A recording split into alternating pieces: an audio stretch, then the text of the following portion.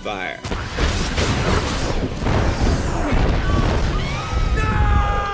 I get involved with the sound design very early on. When I'm doing picture cutting, I like to have a library of sound effects that I can throw right into the cut, as the picture and the sound need to evolve simultaneously. So we brought Chris Boyes, sound designer, on very early, 2 years ahead of time. We developed this huge library of sounds, all different sounds, from wing flaps, and banshee screeches, and then I just slapped them against picture. So in a way, my selection process was not a review process. I was actually cutting. I'd say, oh, I like that sound, I'd put that in.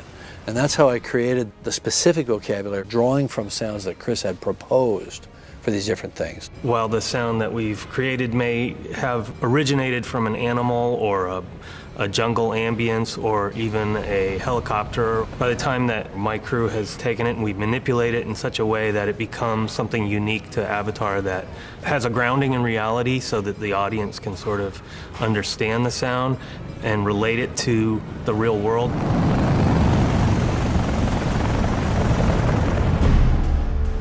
The interesting thing about Pandora is that it's got to be a hyperactive, bioluminescent jungle. So you're given license to get really wild with the sounds of the bugs flying by, with the sound of distant creatures off in the jungle somewhere. Just with the dripping of the leaves and everything, you can get sort of more immersed in it, and you're allowed to let sound sort of play that role of wrapping you up in this world. This jungle is so saturated with colors and things floating in the sky that you've never seen before. For instance, the first time that Jake finds himself lost in the forest, you hear distant calls from all around of creatures that you can't really put your finger on what this creature is, but it's not a comforting call. And meanwhile, as you go down into the forest, you hear sort of sounds of scurrying animals all around you, but you can't really figure out where they're coming from.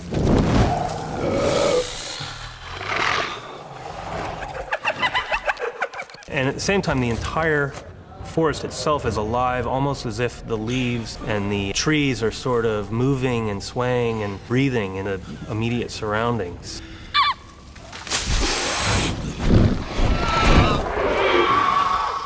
The Banshee, to some extent, I sort of related it to a flying horse, if you will, because like a horse, it's a creature that is wild and then becomes domesticated like a horse.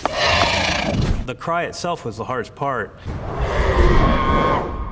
I experimented with a tremendous amount of large raptors, birds, as well as a lot of baby creatures, baby cougars, baby swine, baby cubs of various different natures. And I just started building a palette of calls and sent them down to Jim, and he started picking some of the ones that he liked. People have talked a lot about the Na'vi language and what it took to build the Na'vi language. They never talked about the Banshee language, but there is a Banshee language. It makes all kinds of different sounds, and those sounds mean different things. There's the distant call, and then there's a kind of a greeting cry, and there's a threat hiss, and they have different levels of aggression. And then there's a kind of little squeaky shriek that it makes when it's stressed and it submits away from an encounter. And then there's a threat display, roar.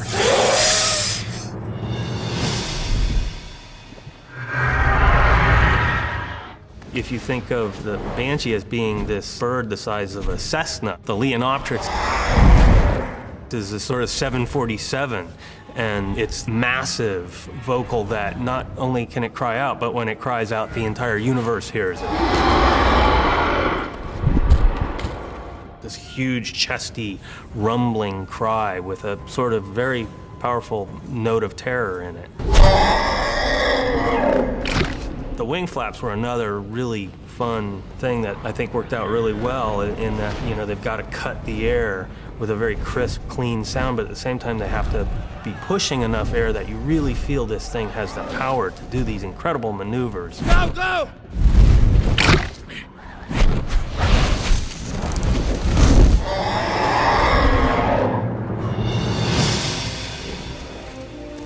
The dire horse was a sound that Gary Rydstrom and I created that as a bark element for a creature in Jurassic Park. Jim liked that sound, and so I took some walrus and African crane sounds and sort of created the same thing, doing with different creatures.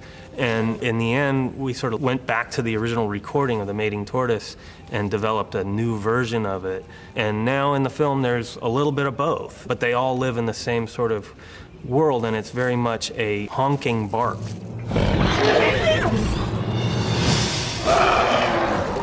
The Thanator is a medley of a lot of different animals. For instance, the footsteps were developed by taking a large cat prancing around his cage. And it has a leopard cry that's very much its signature. I remember reading the script and thinking, oh no, this guy's gotta be really badass. And at the same time, have a lot of components based in rage, but also sort of raging frustration.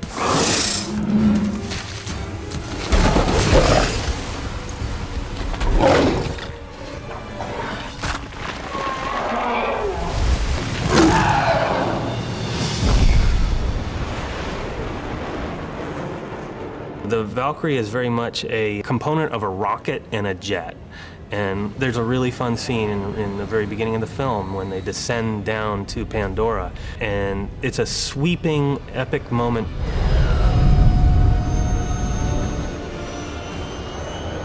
We sort of built the rocket rumble to be this big, low-end, weighty component, and then the jet component, sort of a high-frequency component, to leave room for the music to breathe and live. And it's very effective.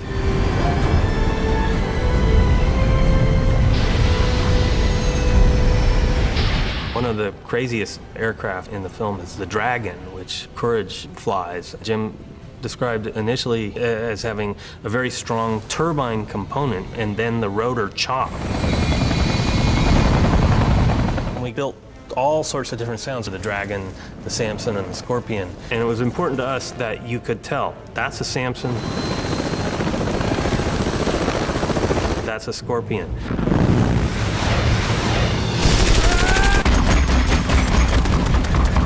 We've been recording guns for years now, and we recorded a lot of new ones for this film. And Jim is very adamant that they sound appropriate to what they're firing. And so the amp suit has to sound like the most massive cannon you ever heard. Then when you go back to, say Courage's machine gun, you really want to have that be very live and very poppy and bright and articulate, so that's very much like a machine gun that we would hear here on Earth.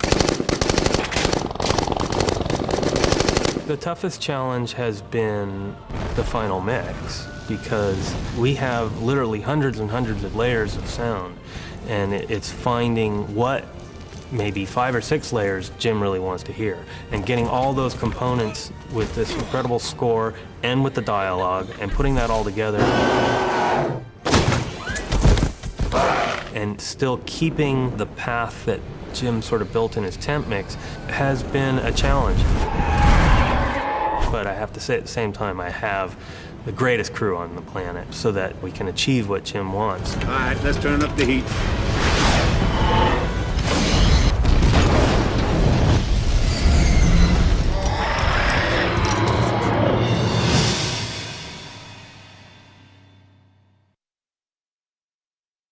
Action! Sweet. I actually had started thinking about the movie and, trying to do some ideas for the movie. And I took a bunch of stunt people on our own and we started doing some ideas for the film. And then I finally got to come in and meet, John Landau and, James Cameron. Go! They looked at some of the stuff I had done and thought it was interesting, and thought, let's use you as a stunt coordinator. And so I got to read the script, and then we started choreographing. Okay, so we pulled him in, headbutt, smashed inside of his leg.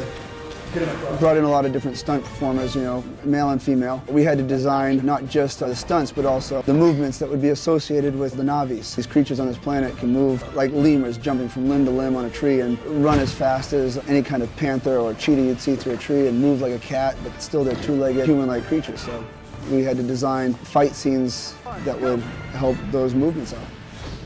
We had about a month and a half to start doing some kind of training with the actors, before the movie. We worked with them on how to fly with a wire, run and jump with a wire, and do some of the different movements and fights. It's a lot more difficult than I would have thought. We had to constantly be on them every day about how they were fighting. We had to take Sam and teach him how to be military as well, so we got him a military trainer. So someone came down and showed him what it's like to hold a gun and all the other things that would be associated with being a Marine, which is the character he is. Sam's a surfer, and so when I started talking about flying the Banshees and the Leonopterics like a board sport, like this kind of athletic thing, he really got into that. And so when it came time to ride the Leonopter, he's got this whole other thing, because he has to fly, he has to hold on with one hand, and he has to fire a .30 caliber machine gun, door gun from the helicopter with his other hand. So Sam and I worked together to come up with these kind of surf-based moves. Zoe was great with movement, We taught her how to run, how to jump on a wire, how to shoot her bow. I love it. I was a dancer for 10 years, and I always wanted to do a film where I was physically challenged, not only mentally. Garrett, he has this vast knowledge. Not only can he do like a martial art thing and not make it look really artsy, and he can also do like a natural thing without making it look too primitive, and it's sort of like a blend. Good. There was a person that we used to teach her wushu, and his name was Keith Cook. The wushu training lent itself greatly toward these Na'vi beings because, that Chinese style deals with animal styles. So we wanted them to have more of a animal kind of a movement while still being human being-ish.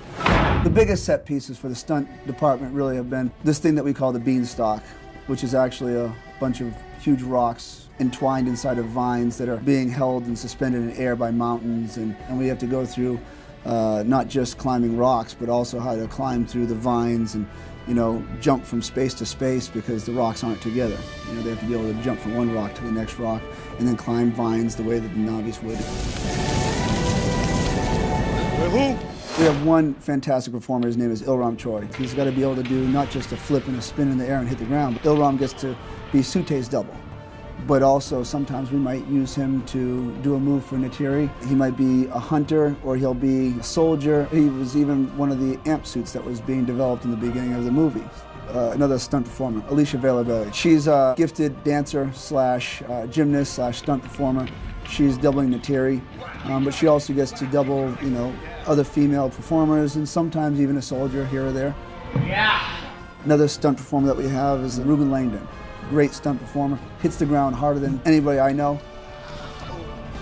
We had our virtual stunt team, and then we had our live action stunt team, and they were run by Alan Poppleton.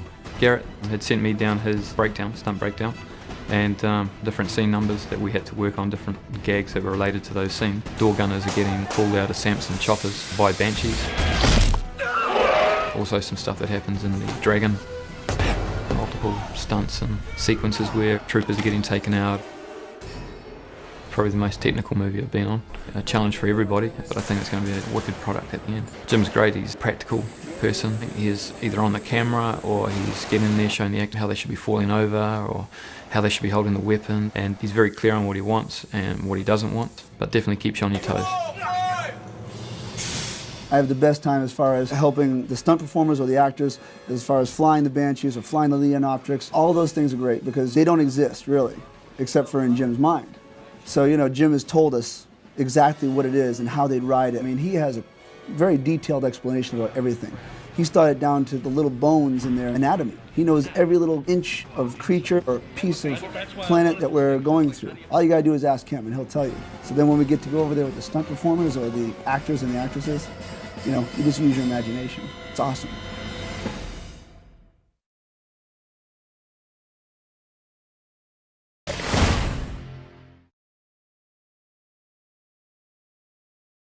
Okay, here we go. 3, 2, 1, action! The thing that's hardest to understand about all this is we actually created two completely separate camera systems that had completely different jobs. Playback, action! One was our virtual camera system to capture actors in a virtual environment, and the other one was to shoot live action actors and sets in 3D. I fell in love with 3D when I made my first 3D film, which was in '95, and that was T2 3D.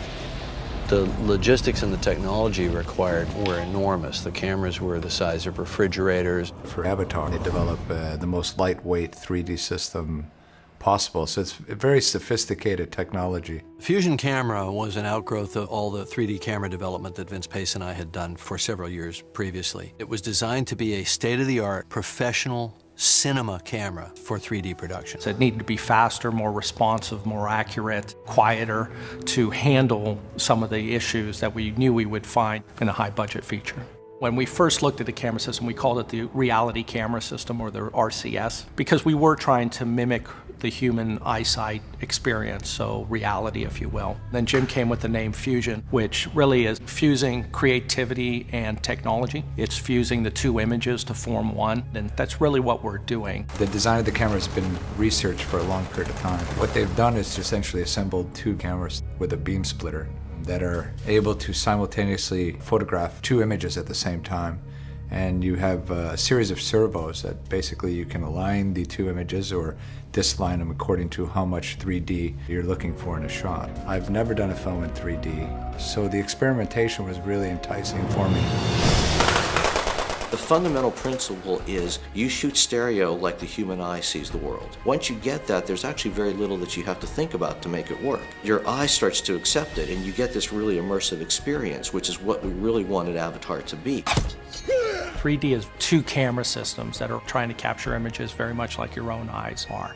And then we record those two separate streams of information to deliver them to the theater. When we get to the theater, we have to make sure that your right eye is only getting the right eye information and your left eye is getting the left eye information. This is one of our Fusion camera systems. It was designed around one of the latest Sony systems. In this model here, you have two camera systems that are at a right angle to each other. So what you see in the front end is a mirror. We refer to it as a beam splitter mirror. And so one camera is shooting through the mirror and one camera is being reflected at a 90 degrees to the action, if you will. We call it a 50-50 split.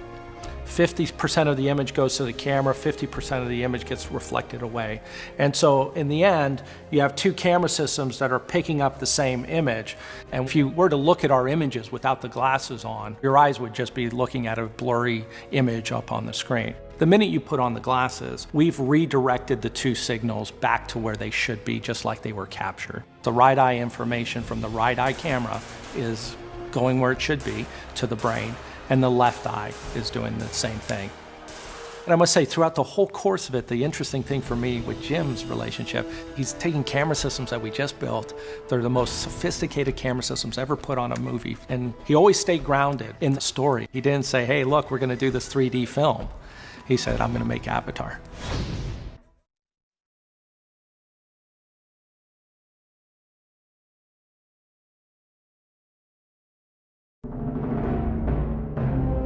One of the biggest challenges on this movie was James Horner's. How do you create music for a world that doesn't exist?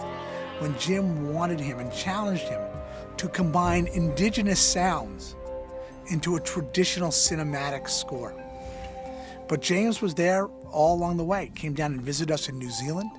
He came to the set when we were filming the scenes that had the music. He had to create music early on so that we could play it back during certain scenes. I would say so many of the processes on this film were evolutionary. James would go off and he'd compose some stuff to templates of scenes, and then I'd get the music. Scenes would still be changing, the cut would be changing, and I'd put the music in, shift it around sometimes, say, hey, what about this? He'd say, oh yeah, that's great. He'd actually orchestrate it to fit more my cut of his sketches. So it was a very give and take process.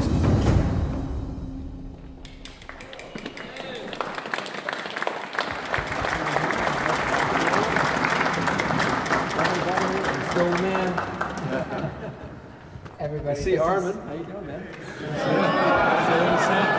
You're still sitting in the same damn chair you were last time I saw you. 2 years ago. This is Jim Cameron, everybody.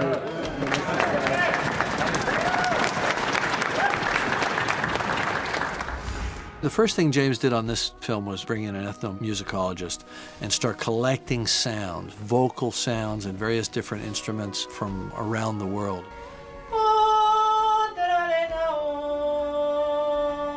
Then he brought that all in to me to audition and say, well, what sounds like it might be Na'vi? And I said, you have to find ways to be alien, but be familiar.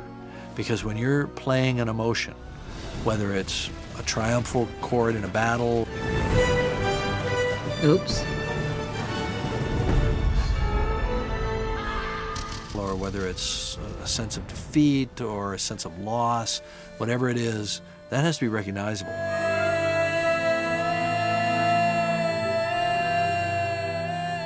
And he organically integrated that into what I think is his best score.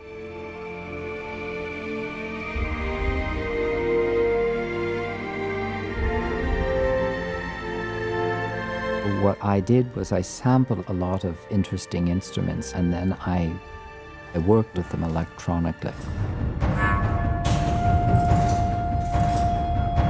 get an effect that was different than the instrument could make, but that had a kind of a weird spectral quality that made it sound like you really haven't heard it before, but it doesn't sound quite human either.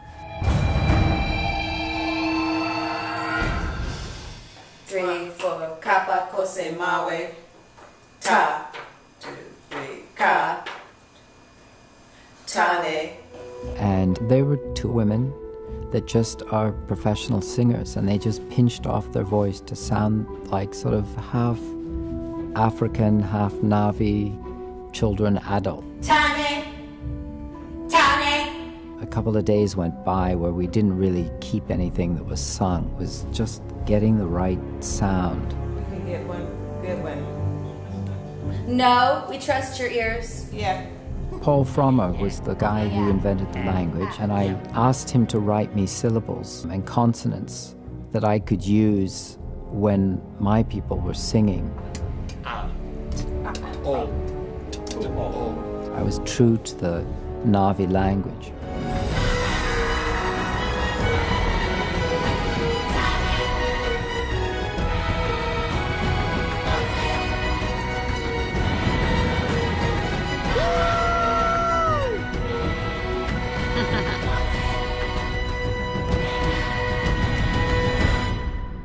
We've been doing this a long time. This is the most fun we've had in a long time. And I think it's incredibly powerful. And I think he gets to these amazing kind of spiritual moments. He gets to these, huge, epic, heroic moments.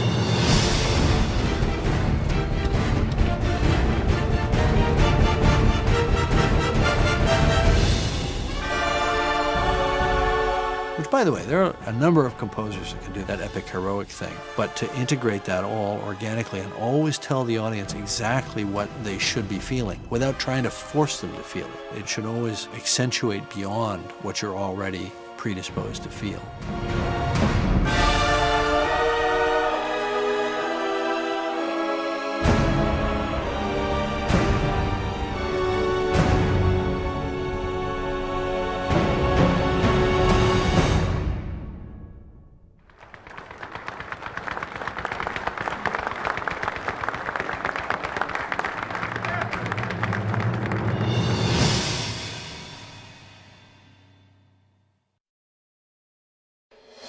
The idea was to take a motion capture stage and have a camera in it that the director could work with in real time. Run, run! This whole system has been Playback, action, boom! The virtual camera doesn't have a lens in the traditional sense. It's all created virtually in the computer. We tried to find a balanced design where we could put a monitor in an objective position for the cameraman to deal with, but still have a tactile experience of a camera. So if you think of what you're viewing as kind of like a really fancy video game engine that we're able to implement and show what's going on out here on the stage floor in real time through this screen. This top piece here emulates sort of the position of where the camera lens is. We're using our motion capture system to track this position as though it were a camera view into that world. With this technology, it's all real time, so Jim can frame his virtual camera up and see his character there on the fly and say, okay, not only is my character here, I know exactly how to compose that angle, but I can move around it and I can see how the other characters interact and react to one another within that environment. So it gives him instant feedback. Bring the camera around and let's look at her. It's taking it from a point where you had to wait months to see something, where he's getting it in real time. Action! This is him holding the camera, exploring these environments as if they were a live-action set, with performers that in his virtual camera look like the characters that are in the film, the fantastical characters that are in the film. sort of video game-like controls to it so that you can dolly yourself around, scale yourself up and down, you can make yourself a crane, you can put yourself on the back of a flying ship and act like you're doing air-to-air photography. All of these things are available just purely within this handheld device. It doesn't feel computer generated. It feels very alive and lifelike. You're watching yourself and the motion capture illusion that they created in a computer at the same time. Wow. What we did was we said, well, we have a fully virtual world. Let's shoot it in a fully virtual way. It's basically as close to live action as one could get in a CG invented world. Good.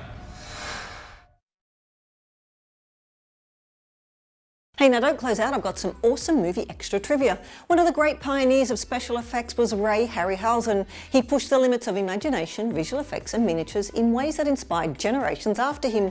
One of his most famous moments in film was a scene in Jason and the Argonauts, where the hero had a sword fight with 7 skeleton warriors. The scene was done with stop motion and took 4 months to complete. Now, do you like my shirt? You can get one for yourself in the shop section under the video.